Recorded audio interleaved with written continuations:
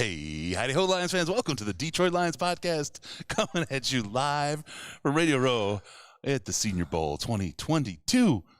Living, loving, having a good old time. We're doing our 2022 Senior Bowl wrap show here. I'm here with my co-host, Jeff the Riz Risden, and our, what do we call him? He's been fucking superstar this Colin's week. like our Girl Friday. Wow. Our passepartout. Did we start the Super Bowl purchase yet? All right. Colin Knudsen joining us again and having a great time. Absolutely.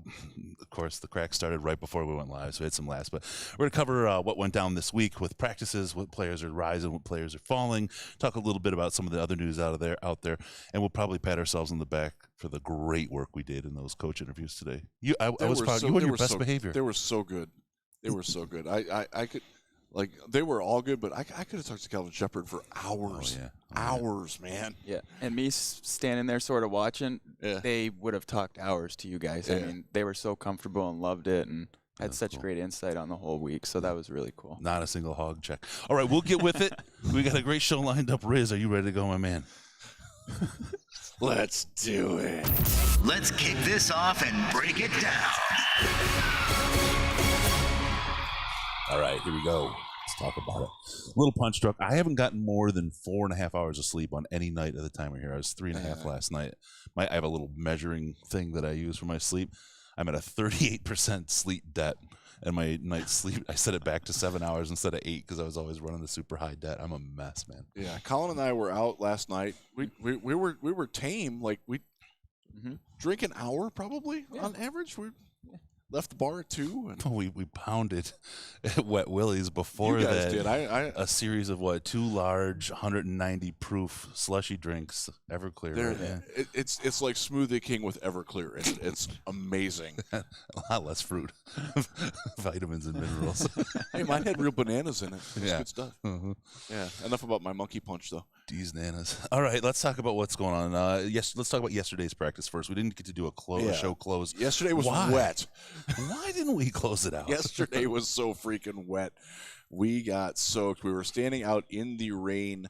I'm not going to complain about the cold because it was like 55 to 60 degrees. And for all of y'all back home in Michigan, like, okay, yeah, you're like the wind chill, though. It was down like 49. It was. I'm from Tampa. We were just soaked to the bone. Like, they sold out of sweatshirts because everybody was cold and wet.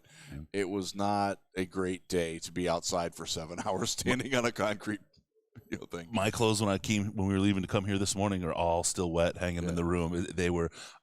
You said it, Colin, last night afterward. Didn't realize just how wet I was, and then he said, "Boy, my clothes are pretty wet too." It was just an interesting and odd situation. It's very tiring when you're standing out there, and it was impossible to take physical notes. Like, we have little notepads. Like, it would have been soaked in 5 seconds. So so we're doing a lot of this off of memory. We've talked. Colin and I tended to watch different things throughout the day. He was at one end of the field, I was at the other. So we get kind of a fair and balanced look at it. And Chris was sort of sitting in the middle, like. I was just keeping you guys warm. Ringmaster, yeah. I was rubbing your legs to keep you warm. No, it was good. There was a lot going on. Enjoyed what I saw. We'll go through some of the players right now.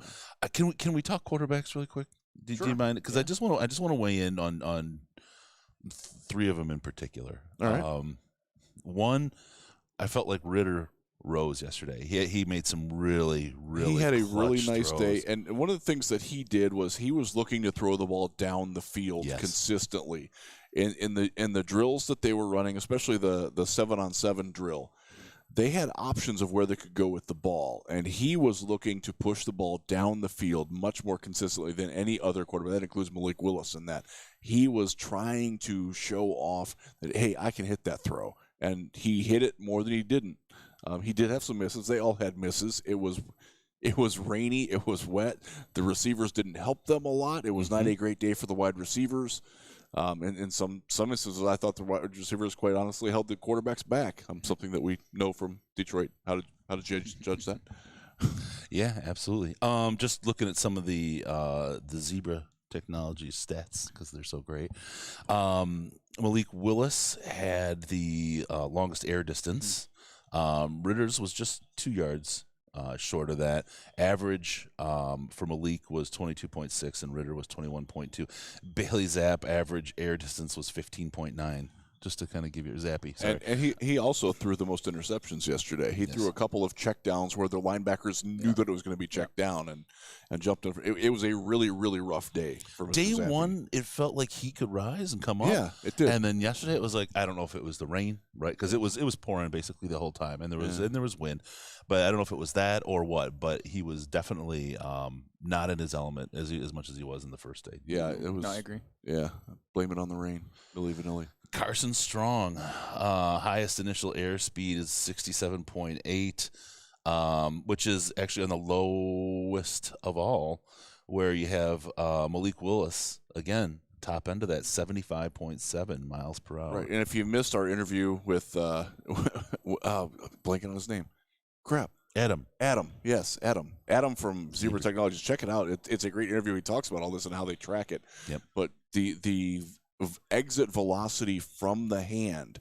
is it's critical, and they're also tracking revolutions per minute on it. But this is how, when you talk about a guy having a rifle versus a spray gun, this is what we're talking about. And Willis has got the rifle, and Strong is spraying it all over the place. So one of the things that you and I noticed on the first day both was Carson Strong's arm strength is probably overhyped. Mm-hmm. It's certainly felt that way. Yep. And the data backs that up. Yeah, and one of the interesting, when you were talking about that spin rate, the highest RPMs of all the throwers, Sam Howell at 728. I mean, the next highest. That is not surprising watching the games. That guy can really spin it. The next highest Literally. was Pickett at 672. I mean, you're talking a 50 revolution per minute difference between them. It's a huge drop. The rest of the guys were all pretty similar, between 650 and 675. That is one thing you notice when you watch when Sam Howell throws a tight ass spiral. Yep. Like it's rifled. Not necessarily the greatest arm strength, but the RPMs on it, like he's not throwing ducks. That's sort of what you're looking at here. Yep. He's not throwing knuckleballs out there. Yeah, no, good stuff out there. Now talk a little bit about Kenny Pickett. I had a funny. I thought it was funny. I kept cracking myself up, though. You know that. Kenny Pickett early was looking good in the rain. I mean, he was working. We talked about it with Hank Fraley and with God darn it, I don't remember it. Hold on, I know his name. Cole Strange. So many names in my head right now. Oh yeah, today. The center from Chattanooga. Right. None of them are centers. Right. So you're going to get those kind of things, especially in the rain. So I was like, is that a Pickett thing or not? Right. It happened twice. No big deal. But in the early warm-ups, he looked good. He was fine. The ball was moving well. There wasn't a lot of let's wipe it off, get it super dry. He was just getting the ball and dealing with it. Seemed take a little bit longer to get it in his hand to throw, but otherwise it was good. And then the competition level escalated a little bit. It got a little bit tougher once the to do. defense started getting into it, which unfortunately they get a say for him, and then things started going off the rails for him. I would say that Pickett's stock fell yesterday. It wasn't a great day for him. It was a day where he could have validated himself as the best quarterback here, and he didn't do that. I don't think he had a bad day, but he didn't have the good day that he really could have cemented himself with. Alan in the chat's asking, what's more important, accuracy or arm strength? And I've got you covered, Alan. Normally we go with the super chat questions, but I got you. That's an interesting question because I think both are important. You could probably get away with a little less arm strength than accuracy. Yes. But if either one is off, you're done, right? I mean, you're cooked. Arm strength is... It's easier to overcome a lack of arm strength than it is to overcome a lack of accuracy. Mm-hmm. You can teach people to throw the ball less hard, but if you don't have that natural accuracy, like I know people cite Josh Allen as getting better at accuracy. That's a unicorn, folks. You cannot count on that. Like he's like we were talking with somebody last night. He's the outlier of the outlier of the outliers. If that's your business plan, you're going to fail. Like you just can't expect that to happen, which is one of the reasons why you want a guy who has natural accuracy and feel for it. I'll go back to one of the Senior Bowlers who was actually here when Calvin Shepard was here, Jake Locker. The guy just didn't have a feel for natural accuracy. Like he had arm strength, he had mobility, everything. You loved him as a quarterback until he threw the football. It's like, oh, that's not so good. Yep. And you can't really overcome that. You can't expect to overcome that is probably the better way to say that. Yeah, yeah. You can overcome lack of arm strength, though. Like there are quarterbacks in the league with below average arm strength that are successful. Yep. To Hugh in the chat, let's just put it this way. I'm first rounder. Okay. What did you see? What jumped out at you? Let's just stick with quarterbacks now, if you don't mind. Colin. Definitely Malik Willis showed a lot more touch yesterday. Yeah. That was one of the big things coming out of day one was he was just rifling the ball. We talked about the one he sort of threw off the wall. Yesterday, Trey Turner from Vautech sort of broke across the middle, and me and Jeff look at each other and we're like, oh, here it comes. And he just threw this nice little it was beautiful. Didn't break anybody's hands. Nothing bounced, off somebody's chest or anything like that. It was perfect. And he put it like Turner's a tall guy, and he put it up here where he could catch it, and the defensive back is down here. It was a beautiful throw. Yep. Yeah. That's a good call out. That was a really, really great play and unexpected. I mean, like it just was completely unexpected to see it play out like that, and it was one of those things where you're very, very pleasantly surprised to see it happen. Any other call outs on hand size, hog size? Nothing. No, That's for you. I was thank you. I was underwhelmed. I thought Carson Strong had his limitations really showed in the rain. If there's any quarterback here that didn't help himself, I think it's Strong. I think Zappe probably solidified that he's a early day 3 guy, probably 4th round, 5th round maybe, and a guy who's going to project as to being your backup quarterback for 12 years. Yeah. And he'll be good at that. He'll be real good at that. I have no doubt about that. But if you're the Detroit Lions, it's probably not what you're looking for a quarterback. You're looking more for the somebody that's better than Jared. Well, this is something that we've talked about amongst ourselves and every group of people that we've been with from all over the place. They're always asking, what about the quarterbacks? And the common theme that comes back from other people is you want somebody that's better than Jared Goff. And are any of the guys here better than Jared Goff? And there's so many gaps on the team, talent-wise. Right. Why would you use a pick on a guy that isn't going to be on the field making a difference? And that's the argument for it. And that's something that we're going to talk about a lot over the next few weeks, leading into the draft. But right now, the only guy that I see from here who will be better than Jared Goff in a year or two is potentially Malik Willis. There you go. I agree. Yeah. All right. Why don't you pick a position group now, Colin, to give us some thoughts. Pick a position, preferably not. Pick a position. And I think one of the ones that we should definitely touch on today with what Randall L. said when he was talked to was he wants to draft 2 receivers, and they want to get one in free agency. Thank you, Randall. I know. Yeah. So that's definitely the group that me and Chris honed in on a little bit yesterday. You were I was down in the pit yeah. trying to love someone. And a guy that he touched on had another great day was I think Calvin Austin. And I know that we talked a little bit about the size and stuff like that, but I mean he doesn't just win with his speed. Right. He's a great route runner. I mean he's sort of stemming guys and he knows how to get open and separate.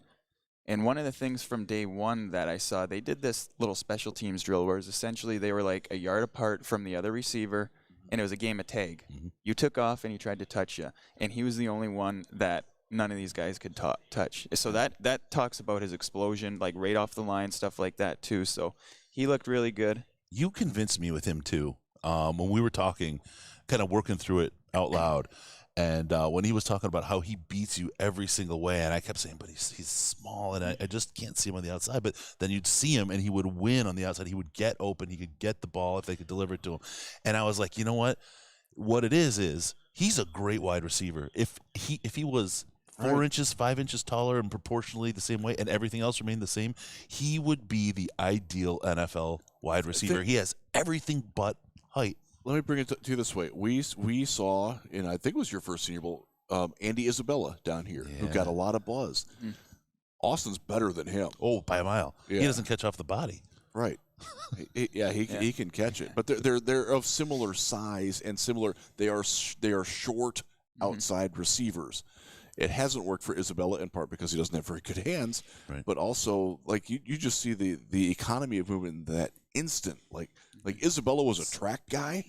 but he was a 200-meter track guy. Like, if you know track, the super fast guys, like right away, they run the 100. The guys that have the build-up long speed, they run the 200. Yeah. And that's what Austin ran at Memphis. Yeah. He was a 4x100 All-American relay, you know. I mean, you can see why. Yeah. And you can see the corners given that respect. I didn't see anybody get up on him. Yeah. And, you know, they would to start, and then sort of before the snap, they'd back up and give him that space. And you see that. It's one of those where that safety's taking an extra half step over to the cheat to that side, too, because you can't get beat over the top. Right. In these practices, the cardinal sin for a safety is to have somebody catch a ball behind you. That's the worst thing that can happen. It's the worst thing to happen in the NFL, too, but they're really aware of it here because, you know, they're auditioning for their jobs, and they almost are too careful at times. But, you definitely pick that up. Yeah, and his speed, I mean, he is right up there. I mean, he's down at number 7 overall as far as his speed at 20.63 miles an hour. I mean, but the top of that scale was Danny Gray. Ooh, that's new at 22.01. And he's now injured. He's out from SMU. He was on the Lions roster. He's been replaced by, I forget his name. We got the email. Yeah. Many emails. Can I bring up another name in the wide receiver group for Colin? Absolutely. Velus Jones Jr. He looked good. He looked good out there. He had some really good reps. That was one of the guys I was going to touch on from the Lions roster. Yeah. And then Sanders from Ole Miss. Again, another guy that we liked on Tuesday as well. He had a rep against McKinley from Oregon, who they just brought in yesterday. Yeah. And I know that's not really his, you know, one-on-one coverage, but I mean, he absolutely just dusted him on this one route for like a 50-yard touchdown. And it was like a little stutter step, you know, halfway up his route, and like that was it, and he just took off. He's got some Danny Amendola to him, doesn't he? Yeah. And the thing is, Velus Jones is second in speed at 21.75, and Sanders is fourth at 20.84 miles an hour. These are some fast guys. These are guys. Jones, by the way, also has been doubling as a punt returner and has looked the most natural of the return guys that are on the Lions roster too. These are guys that I can see the Lions are really, really interested in. There's a guy that is really intriguing. He didn't have a great day yesterday either. Dobbs. Dobbs, the wet was not his from Nevada. Yes, the wet was not his friend. He couldn't seem to hold on to the ball. I don't know if it's because we were watching him more, because we saw. I mean, in the day one, he was looking pretty strong. He did, and we were honing in on him a little bit, or at least I was. And it's like every time I was like, "Foop, foop, foop," ball's going everywhere except in his hands and moving down the field. And it was starting to get. You could see it starting to get into his head, because then he started to try to catch it against his body. Yeah, to make sure you got it. Yeah. And there was a few reps where it just completely hit off his chest. And we were talking about the sound, right? Yeah. Did you hear that? It was like whack. It's the sound of the pads. All right. Anybody else you're interested in on the wide receivers? Just going back to Velus Jones real quick with the special teams stuff. Yeah. He was SEC co-special teams player of the year. So I mean, that's definitely a guy that. You better believe that Dave Phipp knows that. Oh yeah. Coach, we talked to Coach Phipp this morning. He didn't talk specific players here, but he definitely he knows that he's got some dudes here. And just really quick, I want to go back just to touch on this, because people are all about this guy, and he's polarizing. But it's interesting, each little piece of data and each little fact you get is interesting. Malik Willis, 8th fastest guy in the field at 20.58 miles an hour. I think that was that little run when they started the 11-on-11s where he came around the left side and he was like bobbing and weaving almost, and it was like he almost fell down just before he hit the top speed too. Yeah. Like he was running so fast that he lost his footing, but then he recovered and was like a gazelle going off being chased by a cheetah. Yeah. He's becoming more and more interesting. I mean, I know he was absolutely dismissed 2 weeks ago, 3 weeks ago when we were talking about him. But his accuracy is still handily the worst here. Like, it's not close. He is the least accurate quarterback here, and that's a problem. But you see the other things that he can do. You saw Huntley from the Ravens this year when he came in for Lamar Jackson. He's not an accurate quarterback either. If you're looking for a comparison, you're probably Lamar Jackson isn't the right one. It's Huntley, and how he came in and what he did for the Ravens this year is probably where Malik Willis is in a year or two. Would you say, out of what you've seen, and I like having, because Sam Howell gets that arm strength thing. Definitely. I like having them both on the same team, because you can sort of compare when they go back to back who's got more zip. Yep. But would you say Malik's probably got the strongest arm here? Probably, yeah. I think more consistently. So yeah. And I also think it's easier for him to get that power behind it. Yeah. Howell, you can see when he has to gun it, he widens his base a little bit, his feet get a little further apart. You can see him, torque his back a little bit more. Malik doesn't do that as much. Too. And he's very the footwork thing with him a little bit too. Yeah. He's really like happy feet in the pocket. Yeah. But there was a consistency about him. You know what I mean? I mean, Sam Howell had a consistency that was I was intrigued by that. And again, there's more to see, and the combine's coming to that. But he just was able. I mean, he just seemed like, if you take everything else out of it and just see him, it's like he seems like a pro quarterback. You know what I mean? You just look at him. You can tell he's trained all his life. But the other thing is, though, remember that these guys are they're small. Yep. They're all 6 foot tall, 210 to 215 pounds. They're all that size, Zappy included, and that's. Like, again, I hate to say it, but like Baker Mayfield's bigger than all those guys, and this is a guy who gets called a bleeping midget by his own media crew. The ones that know his name. Yeah, yeah. I keep figuring that out. If you're worried about size, you're not going to like any of these guys. Period. You're just not. Hugh in the chat is very much worried about that. So yeah, these aren't your guys. It's not necessarily like. We were talking. It's come out on Twitter. 2023 class. I'm very down on Bryce Young because the guy is under 5'10" or 5'11" and played at 183 pounds. That is 3 inches shorter and 35 pounds lighter than Baker Mayfield. So if you're looking forward to that, you think that Malik Willis is too small, you can cross that. And if you look at that guy. He's never going to be above like 190. That's just who he is. So if you're looking ahead to they can wait till 2023 and get Bryce Young. Cool those Jets a little bit. there is a lot to like with him, but if size is a problem for you, you're really not going to like that guy. There you go. All right, you want to move to defense now? Let's do. You want to do some tight ends? Yeah, because we were watching them too, and they're good. And the American roster, what we have on our side, we got some guys that could definitely fit with the Lions. Definitely. So I mean, obviously, I think we all put the star by the same guy. Yeah. Isaiah Likely from Coastal Carolina, he had that tip catch over the middle, and that was a throw from Willis that he just darted. I mean, no touch on it, and he sort of volleyball set himself to catch it. Yeah. He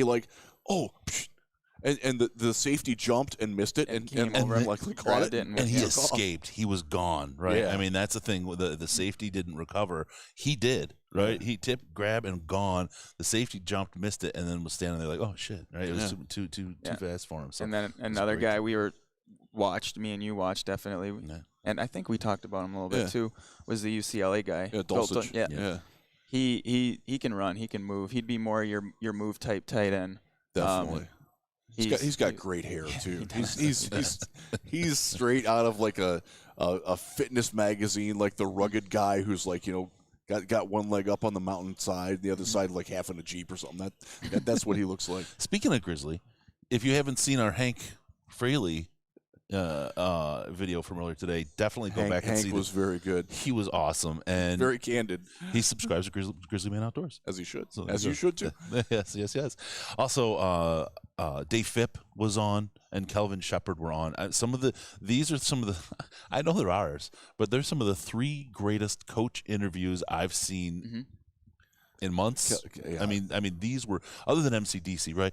I mean, these were great interviews. These guys were cool, had fun. They were wide open. They were great conversations, and you can really get a sense of what this organization wants in a staff and how they work together. And the telling quote was that I don't want to let Dan down. Yep. I think Phipp said that, didn't he?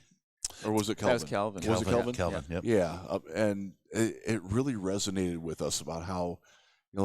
They all talked about how Dan is somebody that they respect and they love his football knowledge. They love his energy and his passion, and they feed off of that. Like, I don't want to let that guy down. Like, that's. Do you think they felt that way about Patricia? You think they felt that way about Hugh Jackson in Cleveland? You think they felt? Think they feel that way about Adam Gase? Well, and that's part of the fun of these things and interacting with people. And this is not on any of those coaches. I just want to make this very, very clear. Yeah. But you talk to people and you hear, no, nobody felt that way about Patricia at all. Yes. It was. I mean, that's the end of that story. Period. And one of the things when they talk about it, one of the things that came up this week was how the influence of Sean Payton upon Dan Campbell. Dan talked about it in his yesterday or Wednesday. Wednesday was yesterday, right? I think. Yes. I really don't know.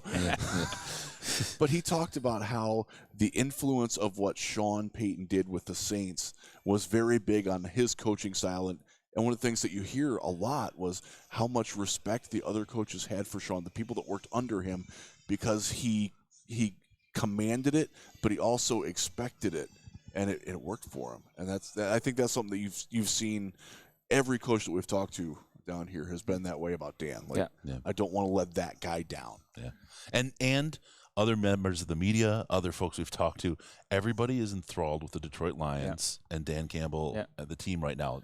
We have one guy who the other day said, "I'm dumping Miami. I'm going to join the Detroit Lions bandwagon." Literally, he's been a Miami fan for years. And but we've had like other media people who have covered Dan in Miami and New Orleans who are like, we always knew this guy was going to be really good. Yep. It flies against the meathead narrative. Like people who know him, they absolutely crack up laughing at that. Like how ignorant can you be if you think that guy doesn't know what's going on? I got it really quick. I'm sorry. I gotta say to Corey Mans, dude, thank you so much. I have procrastinated signing up for so long on Patreon like a fool. Here's the last few years of awesome content in the late Patricia era. I look forward to your post-game shows more than the games themselves. Keep it up. There you go. $50 super chat. Wow. Thank you, man. Thank you. That's you awesome. are a rock star. Love you. All right, sorry. Go ahead and talk. No. But just going back to sort of what we have other people telling us down here. And if you're a Lions fan, you got to be Chris is laughing. You got to be happy with. Sorry, I'll text what it is just because it's so funny, but I can't say. You got to be really happy with what we're hearing. A lot of people. I mean, there's some very, very good football minds down here. There's 900 different credentialed media people, and just random people come up to us, knowing who we're with, and they'll ask about the Lions and stuff like that. And when you're calling Brad Holmes a rock star, you guys got the best GM in that class. Multiple people have told us that. I mean, you got to feel pretty happy about the future. And it comes unprompted, which is the really cool thing. Like that doesn't happen often. Right. Yeah. So I it's been reaffirmative that hearing that, because there are people in the Detroit media who, I don't want to say they want them to fail, but I think they expect them to fail just because of either it's the Lions or full team. Right. Those people are out there. It's going to be a rough couple of years for those people, I have a feeling. Yes, it is, and it's just it feels great to be on a team. For so long, it's the laughingstock Lions, the same old Lions, but there's a lot of respect, and it feels there good is, finally to get and imagine if this team starts winning. Like they went 3-4-1 down the stretch. Like if they start next year 3-4-1, like the bandwagon's going to fill up. Like that's like when you're coming off the season they came off and you're 500 after basically half the season. Do you know people how be insufferable of a prick I'm going to become if this becomes a winning team? I won't be surprised by that. I thought about this. I'm like, no, you act like you've been there. You got to be cool. I've waited. We haven't been there. No, we haven't. No, living in California, all the Cowboys and Bears and Packers meatheads. There was no Lions people. I'm sorry. We watched the Seahawks turn into the worst fan base in the world for a couple of years there. Yes, we did. I am planning go back to Boston Red that. Sox fans. That's the only thing I can equate it to back in 2004. I am going to surpass all of that. That was like I was telling Colin. I was down in Cancun when that happened when they beat when they beat the Yankees and came back, and all the Boston people down there, you knew it. You knew they were from Boston because they were just walking around with their chest out. Yeah. You know. I think the consensus I've seen, Chris, I think you'll be all right for the first year. Yeah. I think that's what everybody's letting the Bengals fans say and do. You get a freebie. Yep. After that, then it starts, they start to turn against They're going to hate this legacy. They're going to hate this legacy. Yeah. It was like that with, remember We've earned it. The greatest show on turf, Rams, because they have been so bad for so long. And everybody's like, oh, Dick Vermeil cried. He's earned that right. Mm-hmm. The fans have earned that. Yeah. And then after a couple more years and they weren't all as successful, people are like, y'all can go away now. You won one. Yeah. Get out of here. Well, look at the Chiefs. I mean, they were the darling. They couldn't get past the Patriots. Finally got one, right? Yeah, and now it's like they got one, and now the last 2 years, everybody's like, no. Everybody's like, please, Cincinnati, kick their ass. That might more have to do with some of the family members there with Mahomes. That might wear into it a little bit too. But no, people want something new, and they want the next up and coming team, and They're got a charismatic young quarterback. Right. You can do that. Right. I don't think Jared Goff is Joe Burrow in any fashion, but if that guy happens to come in Detroit, well, just bring his girlfriend along. He'll be fine. All right, let's keep going. Are we ready to keep rolling? Do we want to go to the defense now? Yeah. Oh, let me make one more point because I was just rolling through as we're doing this. Lowest or slowest, if you will. They have the whole offense on speed. The slowest player on offense was Carson Strong. That's a lot. That falls a little bit outside about what they were talking about, what they want in a quarterback, right? I mean, you can just erase him off your boards. But regardless of the rest of the performance, he is literally the slowest person in the offense. That's tough to take. Yeah, it's not been a great week for Mr. Strong. You've had enough of that shit. Something like that. All right, let's get to the defense. And there's a lot going on. I was not watching. Day one, I was so overwhelmed by getting film for the offseason and everything else. And we got some great footage that you're going to see a lot of over the coming weeks. But so I didn't get a lot of time to watch defense. I know Colin saw some, and I know Riz, you were watching it. So I'm going to really lean on you guys for some takes on the defense. I want to start with a couple of guys who have not gotten enough attention, and were people that pleasantly surprised me. Travis Jones from Connecticut, UConn. I looked at him. I'm like, what's that helmet? Like it was tough to see through the rain. That guy was in the backfield every friggin' rep yesterday. He beat all comers. He can swim. He can rip. He's got some footwork. He's got a little bit of an inside spin. This guy's a 3-technique interior pass rusher. This is the Nick Williams role in the Detroit Lions defense, and he had some real juice. And he's another guy. He brings the intensity. If he beat you, he let you know it. He wasn't earning a taunting penalty about it, but he let you know that I got your ass. And I liked that. He also showed the ability to finish, even though they're not allowed to. There were a couple of times where he put one hand on the backside of the quarterback, and the other, and who was the staffer who was playing quarterback on the other side, and lifted him up. Like, I got this. Like, that guy has made himself a lot of money this week, because I think coming here, this was a guy that was maybe in the fourth round, 100 to 150 overall. You're going to start seeing him in the second round of some mock drafts, and it's warranted based on what we've seen. So he's been a big winner this week. He's fun too. There's a lot to like about that guy. God bless you if you watch a lot of UConn football and you're not Dan Orlovsky, because they're not good, but they got a baller there. So that was one guy that I liked. There's some really good defensive linemen down here. Dominique Robinson from Miami of Ohio, former wide receiver turned pass rush specialist, and he's learned well. As an Ohio Bobcat, it pains me a lot to talk about Miami players in a favorable light. This guy and his counterpart who's playing linebacker can also play converted safety to linebacker. They've both done very well for themselves. Yeah. Weatherford, he really stood out for me. He's converted safety. They had him. That was one of the things I noticed day one, because there was some chatter of him almost being like a chess piece, like a. Yeah. Remember Jeremy Chin, like a Jeremy Chin? Small. I think he was Southern Illinois. One of those. But That's sort of how they're using him a little bit. And they had him doing some of the edge drills yesterday with the outside linebackers. Yep.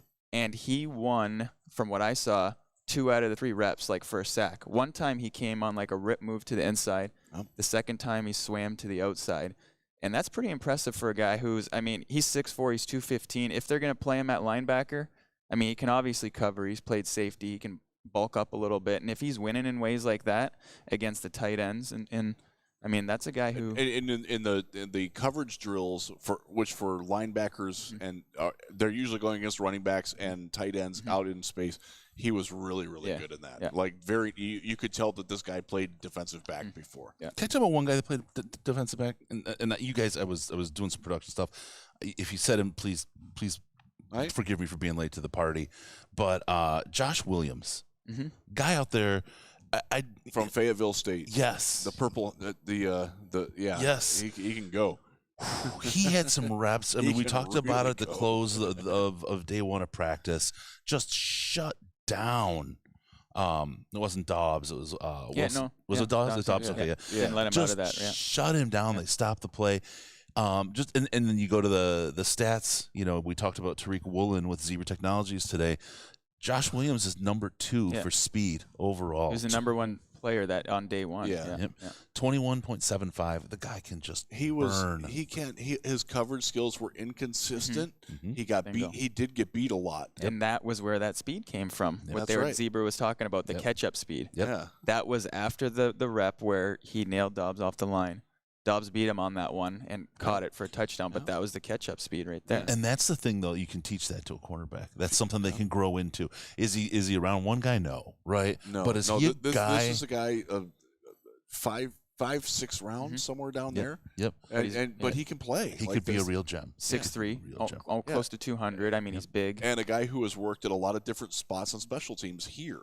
I don't know. I can't say as I've watched any Fayetteville State tape yet, but special teams is the ticket for those guys. We talked about that with Phipp. You know, he's the most important coach on the team for a lot of these guys. Yep. Because if he finds a use for them, that's how Jerry got going. Yep. Like Jerry talked about Phipp.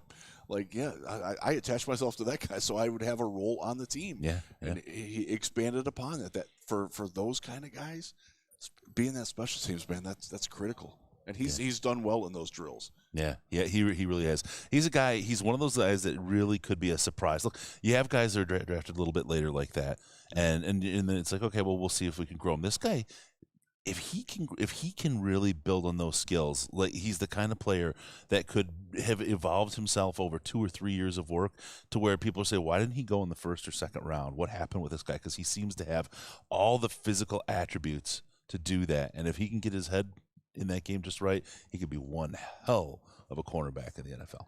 Yeah. One other linebacker, we talked about him the first night we did it, and I talked about his coverage skills against Trey McBride, Darian Beavers from Cincinnati. Yeah. So when they were doing the edge reps yesterday, he's got a star on my sheet too. He was the same thing. He was winning every single edge rep. He knows what he's that guy is very well coached and versatile. And if to get to translate it to the Lions.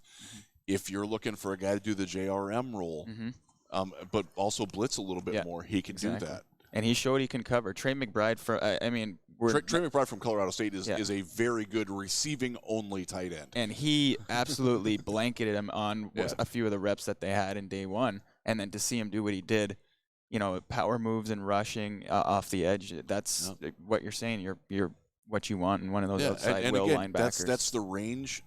He's probably 3rd, 4th round.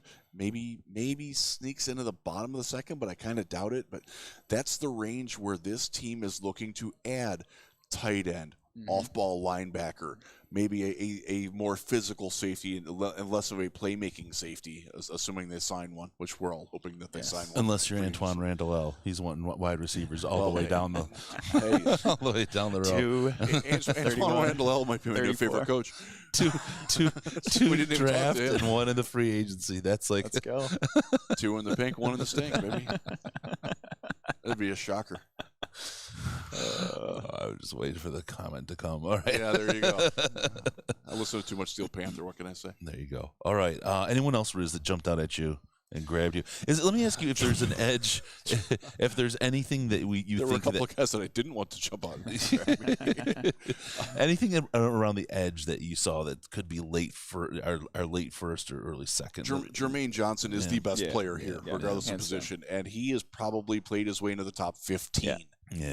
So for those of us who we talked about it after the first night, like if you don't go edge at 2, you can maybe get him later. No. He ain't gonna be there later. Not a chance. Mom, and he's gonna measure really well and test really well in Indianapolis too. Mom, can we get a Jermaine Johnson? No, we've got a Jermaine Johnson at home, and you're looking, it's an Eric Johnson. Via Musica. There's a reference for you. Yeah. So a couple other guys that I have starred. Connor Hayward, Michigan State. I hesitate to call him a fullback or a tight end or a running back because his role in the NFL is all of the above. And a creative offense that can use a guy like that and it's not going to fit. Like I'm not honestly sure that the Lions offense is the best fit for him.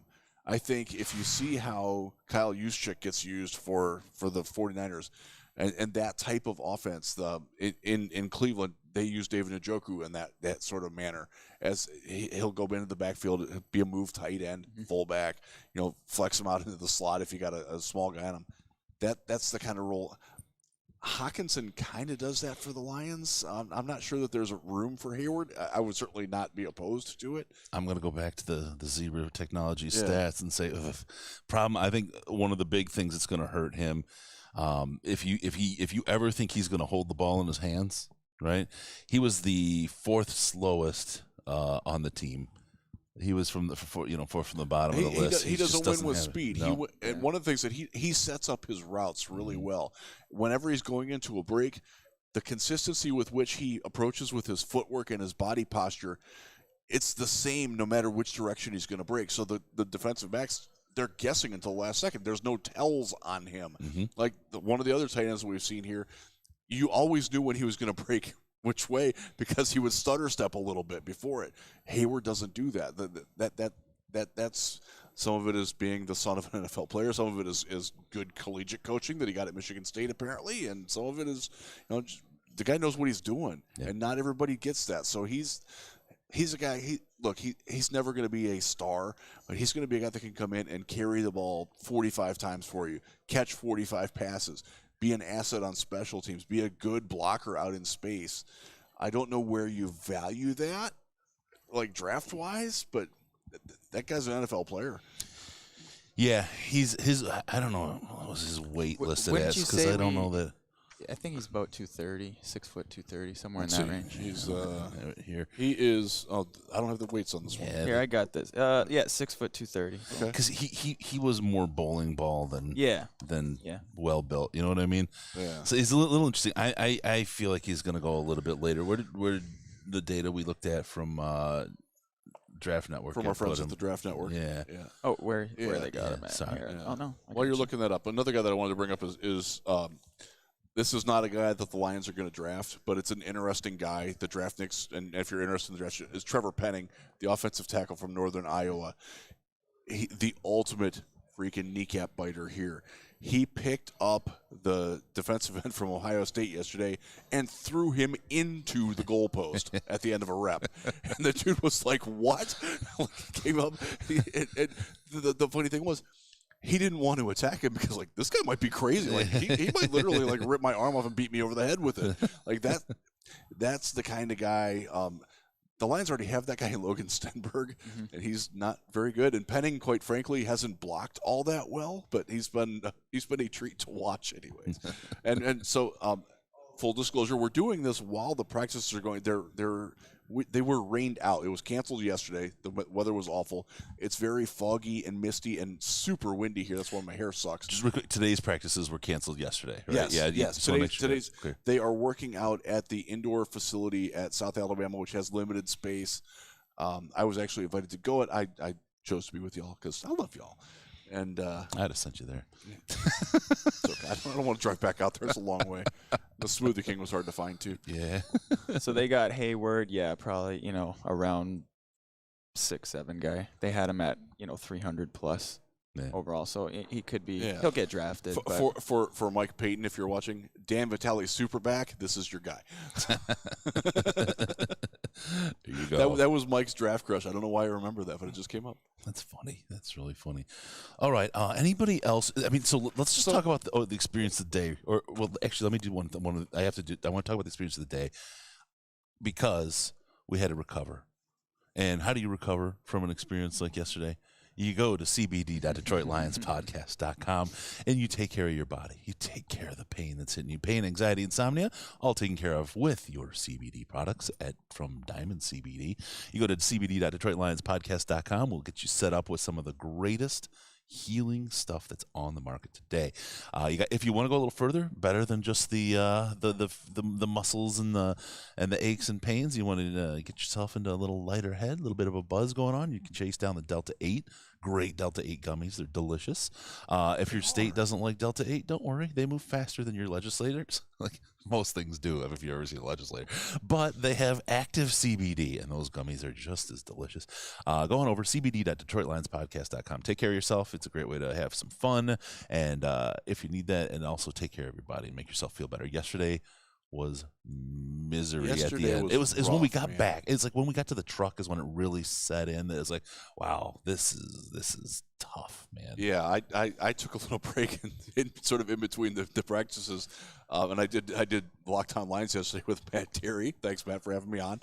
And it felt so good to just sit in that truck for like 15 minutes and talk. I'm like, oh my God, this is so nice.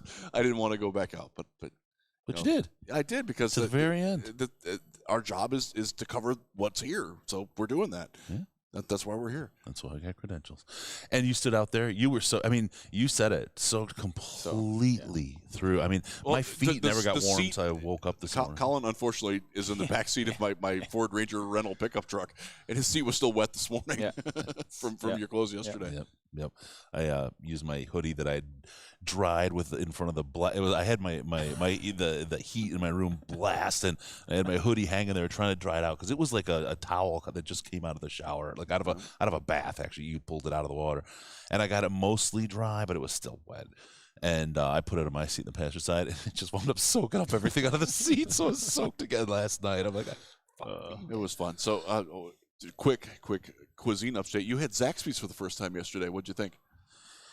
It was interesting. It was really. It was good. It was good. The sauce. I wish I would have played around and got something different. It was like I had to do that. It was a Zaxby's sauce. I'd like to see what other they have. Chick-fil-A was a little bit like that. I thought, I went to barbecue, and then I got the Chick-fil-A sauce. I was like, oh God, this is like barbecue and mustard and all the deliciousness. I have to do Cane's while we're down here. You ever been to Cane's?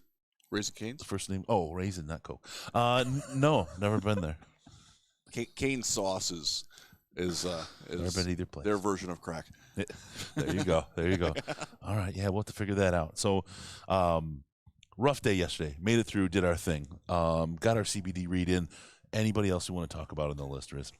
Just in general, I think one of the guys that we talked to this morning, Strange, like.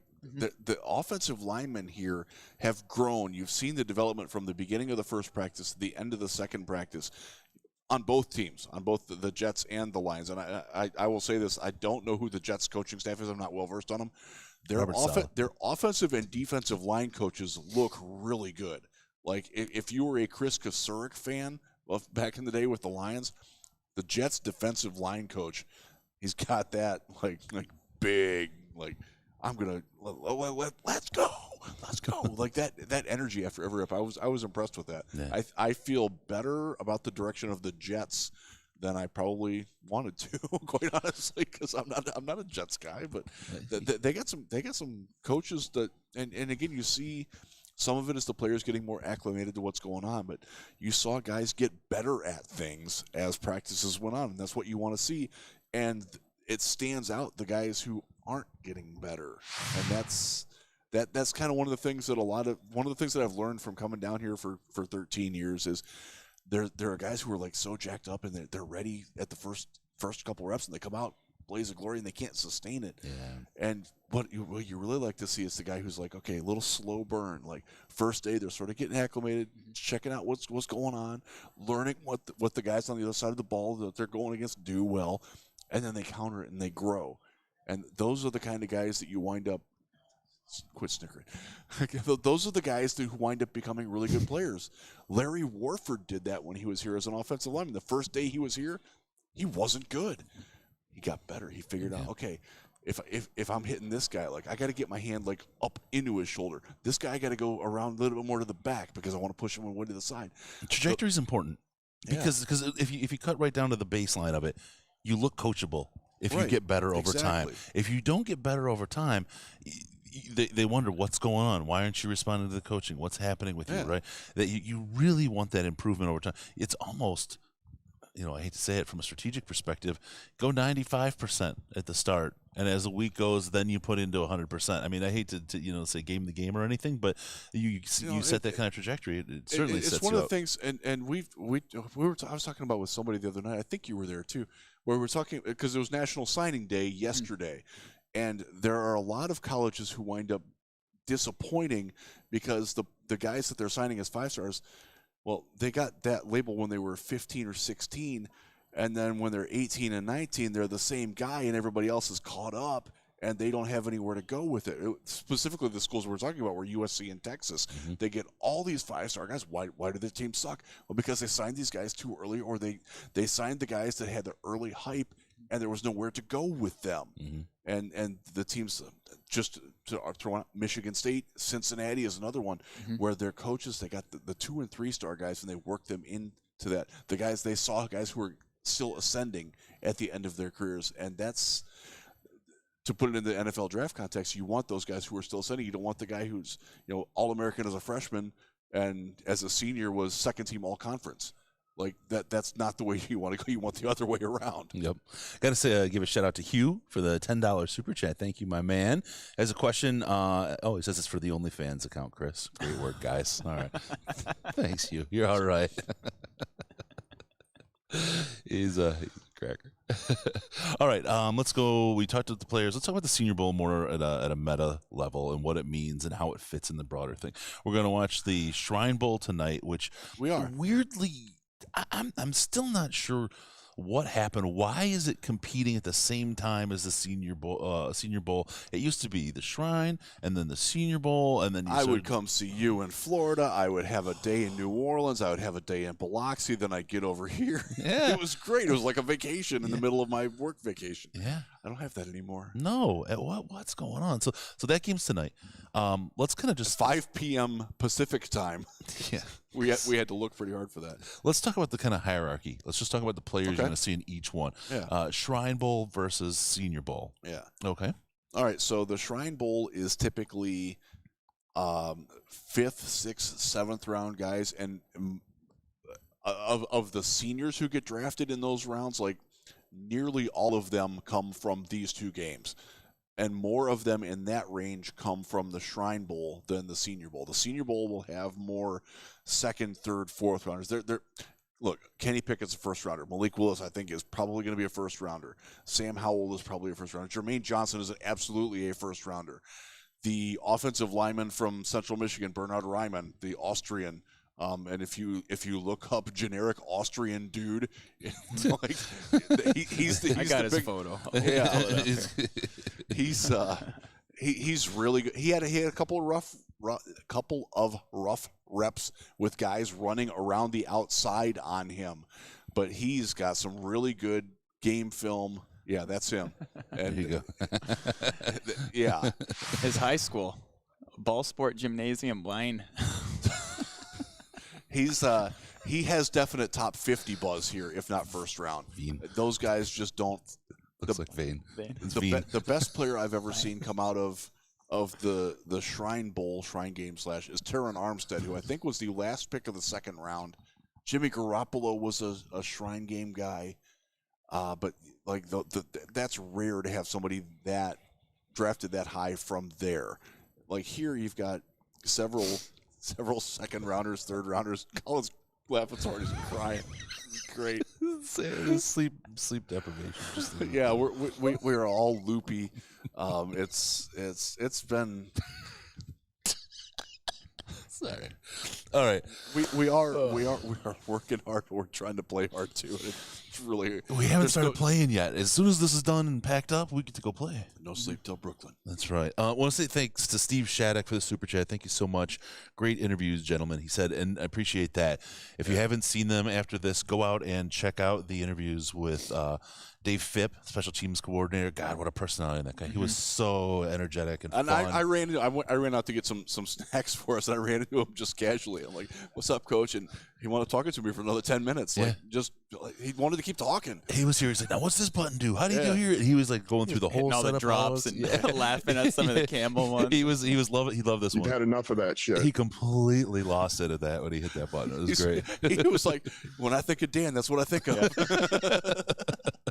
That was great. He was awesome. And then we had Kelvin Shepard, who is also just a spectacular interview, but in a different way. And I think you really nailed the essence of it when you talked about him. He's got just radiates positive energy, and the way he talked, this is a guy like I think he's going coaching places very quickly. Like if somehow Aaron Glenn leaves, don't be surprised if he probably won't be the coordinator, but I bet he gets the assistant defensive coordinator role and that type of thing. And this is a guy we talked about it. Like, imagine that guy as a college head coach coming into your living room and trying to sell your son on playing for him. Like, take my son, please. Like, he will play for you. Like, he could absolutely be a great college head coach soon. yeah, absolutely. And then Hank Fraley. Hank Fraley, what a great! I mean, the idea Hank, man. of a coach as a teacher as a coach, a teacher as a parent. I mean, just really was able to tie it all together. And you don't think of that so much when you see the big guys that run on the line. I mean, it's just not. There's a stereotype or whatever, but he's deep. He's a thoughtful guy. Had a lot to offer. Really went into it. And then it was some of the other stuff that when he was talking about his history with Panay, when he was at UCLA, trying to recruit him out of high school, and telling him I'll see you again later. I mean, just really, really great stuff. Hank was spectacular. Yeah, he was awesome. He was. Awesome. So check those out. Those are out there. Great interviews. Some of the other coverage we had here, I think we've gotten some great feedback on, but the daily wraps and so on, we have some really good information of the players out there. We've got a boatload of film, and we're going to be working with it and using it through the draft process and leading up to the draft. And that's going to be Sorry about the rain. We couldn't control that. No. Yeah. Oh man. It was miserable. It was. It was. I used to officiate high school football back in the day, and I remember doing a game where it was like 40 degrees and raining nonstop. And I just remember getting back from that, and I was so like physically exhausted. Like, oh my God! Like, and I felt that way yesterday because we were out. You're standing on the concrete for a good 7 hours. Mm-hmm. There is concessions we could have got. I didn't get any. I probably should have. But it was just like, oh my God. We got back to the hotels last night. I didn't want to do anything. Yeah. You know what we needed? We needed an inversion table. That's exactly what we needed. And you can go to amazon.detroitlionspodcast.com and get yourself an inversion table, and it'll stretch out that back, help those what's the things between the vertebrae again? The discs, yeah. Your discs. Stretch it all out, take care of yourself, and make yourself feel good. That's one of Alice Cooper's tricks. He has an inversion table. Yep. That's why he looks so young. For all your inversion table needs and anything else, go to amazon.detroitlionspodcast.com. Hey, Justin, how you doing? I just was crashing to say goodbye. Oh, Justin Rogers leaving. Thank you so much for coming on the show. Thanks for everything this week. It was fun. See ya whenever. Yeah, I'll be in town in March again if you want to maybe try to hook up. Cool. You know how to reach me. Yes, I do. Friend of the show, Nice Justin to meet you, Rogers. Justin. Good to see you. One of the best Hey, duck down and beat say hi. writers. Yeah. There you go. Yeah, there you go. Our favorite Lions beat writer. Thanks, Justin. Awesome. He is. He's absolutely fabulous. We do love Justin. Justin gives great content. Please check his stuff out at the Detroit News. Subscribe to it. It's really cheap. Like, It's $1. So I'll go back in the day. From 1984 to 1986, I was a paper boy for the Indianapolis Star. Our weekly subscription at that point was $1.85, which was stupid. $2. I had to carry around fucking 15 cents in my change purse when I had to collect at your door all the time. You quite heard a purse? You can pay. I think they still have the deal going on. You get a month for $1, And you don't have to have a paper boy like me knocking on your door every Wednesday afternoon. Mrs. Robinson, it's time for your paper. I need your paper boy here. Like, No, it's not relatable to anybody. yeah. Sorry, Riz, I didn't mean to do that. It's okay. You don't have to throw it in the recycle bin now because you can read it on your tablet. You can read it on your phone. You can get a physical hard copy of it. They do print Justin stuff in there. Yep. No, Justin is a great beat writer, has great stuff, great insight, and is one of the guys that he may not tell you what you want to hear every time, but you know what he's telling you is balanced and honest and objective, and that's the thing. He doesn't try to couch it. It's not a click stuff. And I love when he talks, when we're talking off the record, and he talks about, what are his bosses demand of him, and he's like, no. He writes what he wants to write. He does what he wants to do, and he does a great job. He has said no to a couple of very specifically clickbaity things that others have not said no to. And I have a great deal of respect for that because I, unfortunately, can't say no to doing that at my position at Lions Wire. It is what it is. Oh, man. Yep, there we go. Okay. What else? We talked about the Senior Bowl. We talked about the Shrine Bowl. Yeah. So let's go. Who do you think wins the Senior Bowl? I think the Detroit Lions win. Yeah. Do you? And I'm not even saying the American team. I'm saying the Detroit Lions win because of all the work they got in. The going macro on it. The elevation of all the coaches. Yeah. This is what I want to talk about. Thank you for bringing that up. Here's one of the big wins. First day, we talked about it in the wrap. Brad Holmes and Dan Campbell walking around together, hip to hip. And then they said it. They said it afterwards. I mean, we talked about it in a wrap-up show, and then all of a sudden the press conference, they said what we said. They probably listened to our show, too. But they said exactly what we were talking about. Day 2, that wasn't the case. That's right. They weren't together. That's right. MCDC was out there by himself, and he was out there evaluating his coaches and watching them in these elevated roles with, less to lose, right, from a perspective of the livelihood and that kind of thing. But watching these guys take on roles that they weren't as necessarily familiar with, maybe not as comfortable with, potentially giving them tips along the way, helping them grow. But as we learned in those interviews that we talked about, these guys aren't afraid to make a mistake. They're not afraid to fail, and that gives you a whole different attitude and approach from your coaches. If they can be creative and succeed on their own great creativity and merit, and the reason you hired them is because of their creativity and their merit, and they feel free to run with that. That's what happens. He had a great chance now to watch his staff in a non-threatening environment and see how they perform and evaluate them and see how he can help them in the offseason heading into next year. Day 2 for Dan Campbell, I think, was as important as day 1 in his growth as a coach. And the maturity and the intellectuality in which he's approaching this what an opportunity. So that's my take. I think the Lions won in spades this week. I'll do a quick thing on that. I will be very surprised if Deuce Staley isn't getting multiple head coaching interviews next year. I don't know if they'll hire him. That guy's going places. Yeah. Be happy that we've got him while we do. Like out every night. That guy, like we've talked to several players on the record, several off the record. Like they're all like, that guy, like he's going to be head coach. Like there's no doubt about it. He just has that presence to him. Aaron Glenn is probably the same way. I didn't focus much on Glenn. Honestly, I was focusing more on Staley this week, and you couldn't tell that he wasn't a head coach. And I think that's the greatest compliment that you can give to him. And he will be sooner than later. And Dan talked about it yesterday, the interview in the ballroom behind us. And I took video of the whole thing, so I think Chris said he's going to get it up. But he said there was a few times where he wanted to step in and just let it sort. But he's like, you know what? No, he's got to learn. He's got to do this. So that's and again, go back. Sean Payton did that with Dan Campbell. That's why Dan Campbell is where he is. Yeah, absolutely.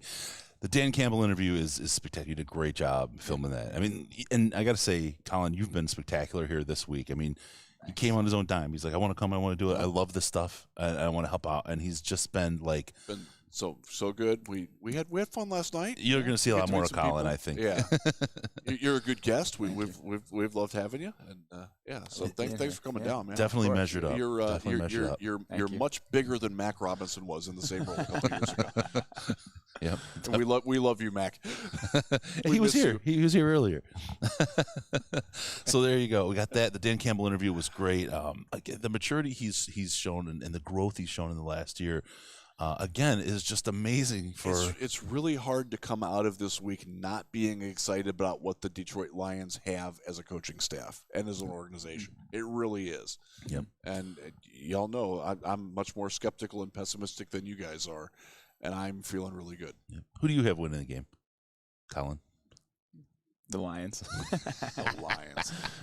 I think Desmond Ridder will be the MVP, and I think he'll lead a last-minute drive that breaks the Lions' hearts and wins the game for the Jets. Yeah. Because I also think he has the better – well, first off, their punter is awesome. Yeah.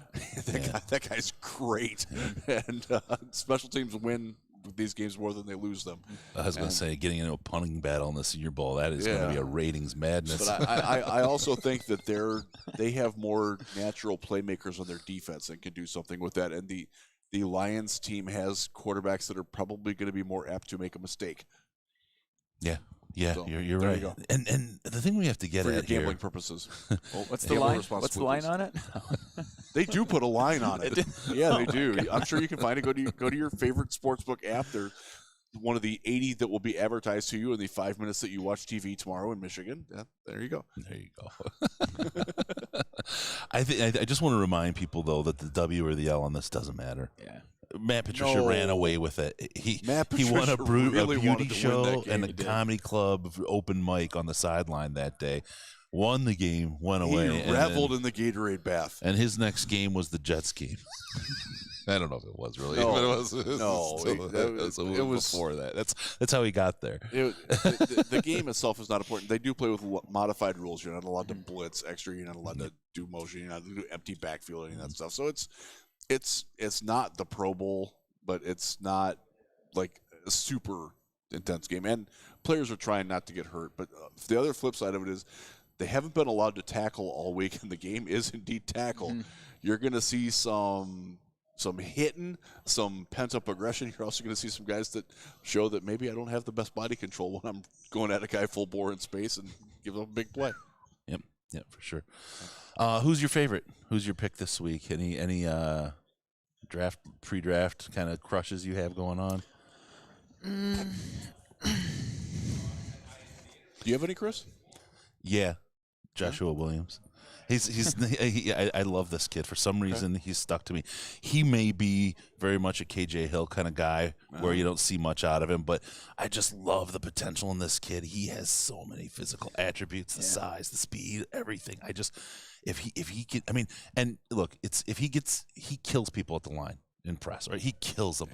If he gets beat, then we talk about he's got to kick back for it, and it's probably a situation where maybe he plays off just a little bit rather than doing so much at the line and works on his coverage. And I mean, his size, his speed, like I said, I think this guy could be something really special. So I'm excited to see where he goes, who gets him, and how he grows, because I think he could be a real fun kid to watch.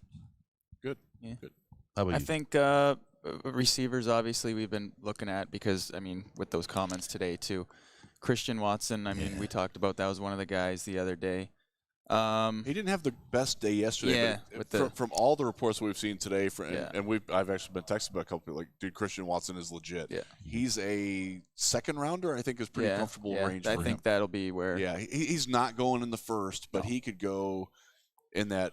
And I think, quite honestly, 34 is probably a little too early for him. Mm-hmm. But if he's still there at 67, 66, that's a definite consideration. And again, when you get into that range, you can move up very easily by giving up another pick, and you give up your 6th round comp pick to move up 5 spots to get him.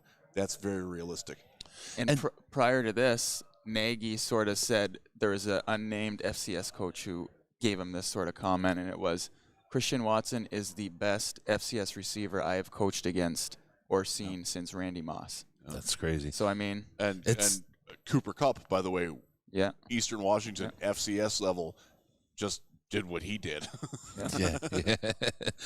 So we watched Watson, and I don't disagree with you at all. He's a guy that's easy to love and could do some real damage in the NFL. We were watching alongside him. We were Romeo Dobbs, and we had a lot of. He was a guy that we had some high hopes for and thought would really do it. But that in the rain yesterday, he really just kind of is like, God. I don't know that you can judge him on it. I don't think you can really ding him. It just didn't feel great. Reminded me a lot of Rashard Higgins of the Cleveland Browns, who was a middle round guy coming out of Colorado State, who's similar size, and Hollywood has had some really good games. He has a very good connection with Baker Mayfield, but he also just you always want a little bit more from him. And I didn't see this with Dobbs. I don't know, but like Rashard Higgins doesn't play special teams. It's tough to be a number 3 outside wide receiver and not play special teams in this league. So hopefully Dobbs does that. But that guy, you saw the ability when the ball was in the air and it was deep for him to separate with the ball in the air and go get it. And that's appealing to me. Yeah. Jalen Tolbert too. I mean, we talked about him the other night. I feel, we're sort of rehashing these same guys, but you see them practice. And I think Tolbert had the 9th highest speed from Zebra among the offense. So I think it was a little over 20. Yep, number 9, 20.31. And he's a big guy. He's 6'2". We talked about the physique and everything. So to see him hit those speeds like that, that's very promising. And great for, great fit for the Lions, right? A kind of guy that would really do well there. Really quick, before we get to Riz's crush, let's call it the Patreon crush. Patreon.com/Detroit Lions podcast. Get access to our Slack. Talk to Riz, talk to Colin, talk to Chris, talk to a whole slew of the most intelligent Lions chat on the internet. Great people, and we spend a lot of time there talking about things, a little behind the scenes stuff. Chris Dust, Riz Dust, the insider information, and it's a great place to hang out. It's $5 a month or more. We'll get you into the Slack chat, but even if you want to if you just want to support the show, I know why Colin was crying. Oh my God! You just want to support the show. No, it's Riz's turn to cry. $1 a month is most appreciated. So patreon.com/Detroit Lions podcast, and you can have a good time with us. I mean, the jokes, they never stop. They never stop. Oh my God. Love y'all. All right, so as you catch your breath and we think about it, what is your Patreon draft crush from the Senior Bowl? Sponsored by our own website. That's pretty sweet. Sponsored by the place that collects money for our website. Yeah. I'll go way out. I'll go Cade Mays from Tennessee, offensive lineman who played center. He played left guard. He actually had a few tackle reps. If you're looking for a number 6 offensive lineman, and the Lions might be, this was a guy you were talking. He was one of the top recruits in the country, regardless of position back in the day. Never really worked out. He's been good here, solidly, consistently, not great, but good. Like, he doesn't lose reps. He doesn't wow you with wins, but he doesn't lose. And that, I'm sure that Hank would talk about that. That was one of the things that I know appealed to them about Tommy Kramer coming out of Notre Dame. This wasn't a guy who wowed you with pancake blocks and stuff like that. You never saw him really get beat. And Mays did that a lot this week. That's a guy who helped himself. I think he raised himself up a round or two, and I liked him. I got a chance to interact with him just briefly, and I'm like, I like this guy. Yeah. So, and I got 2 more at corner from the American roster, and who knows, we could be in the market for that. I've seen some mock drafts with us taking these guys, not these guys specifically, but a corner. Definitely, we talked about him with the speed, Tariq Woolen. Yeah. And his size, he came out, so it was him and Zion McCollum walking out with Roger McCreary, the day after the measurements and stuff came out. And those guys are everything they're 6'4", you know what I mean, and built and put together. And I know that I don't know exactly how much influence Holmes has on the roster and stuff like that, but seeing what they took in Ifatu last year, they definitely like some of those bigger guys, at corner. So we'll see what happens. But their size and they're put together, and then the speed you saw with him, those are 2 guys that I'm definitely going to be watching moving forward in the draft process. Awesome. Good stuff. Lots more to come. Lots going on. Appreciate everyone for joining us. I'm kind of sad that it's coming to an end here. It's just such a great week, man. I'm sad that it ends on a day that we can't go to practice because of the rain. That's just such a drag. Yeah. But we got a lot in. If you guys are out there, make sure you at Traeger Grills. Hank Fraley had a great idea. We want to see if we can get this thing kicked off, the O-line barbecue competition. So at Traeger Grills, go check out the Hank Fraley video. He'll talk about it a little bit. We'll get them to sponsor it, send us a grill or two, and we'll have some fun with our offensive line and grill some great barbecue. All right, let's we're gonna call this Colin again. Thank you so much for a great week, man. Thanks, you were Thanks, awesome. guys. It's so helpful to be here and get us going and do all this. And again, folks, you'll see a lot more of Colin as we go forward on the channel. Remember, don't forget us on Patreon, patreon.com/Detroit Lions Podcast, patreon.com/Detroit Lions Podcast. You get access to the Slack chat for as little as $5 a month. And again, the most intelligent chat. You get nonstop us and then other people like us. Like-minded people. Through, I think it's 17 time zones. I don't know. It's every time I try to add the channel, it warns the heck out of We me. do have people all over the place. And it's respectful. We respectfully disagree, and we talk through it. It's not just like flinging poo. It's like flinging bananas at each other so you can grow and poo together. Yeah. The old Roman way. All I heard was poo together. I'm not sure where we're at now. All right. Patreon.com/Detroit The other Lions people here on Podcast. radio were like, what the fuck, man? No, they can't poo with us. All right, make sure to follow us on Twitter at DET Lions Podcast, at DET Lions Podcast, and at Jeff Risden. You'll see the best pants-free content on the internet. Second best, maybe. Second to Pornhub. Give us a call at Skype, DetroitLionsPodcast.com, DetroitLionsPodcast.com, all one word, or just Detroit Lions Podcast. Sorry. Call us on the Lions line at 929-33-LIONS. It's 929-335-4667. Be sure to go to DetroitLionsPodcast.com and subscribe to the podcast so we can come into your ear holes automatically. Ooh. All right, thank you for tuning in. We're going to see you next time on the Detroit Lions Podcast. I think Wednesday of this week is when we'll be going for our weekly show. We'll have film. We'll have all kinds of stuff as we keep rolling. Yeah. Keep your eyes out for Colin. We'll see more of him. Remember, no pants, no toasters, no hot tubs, no problems, but hopefully a couple of Traeger grills because we're your Detroit Lions and Reddit connection. Add them. Go add them on Twitter.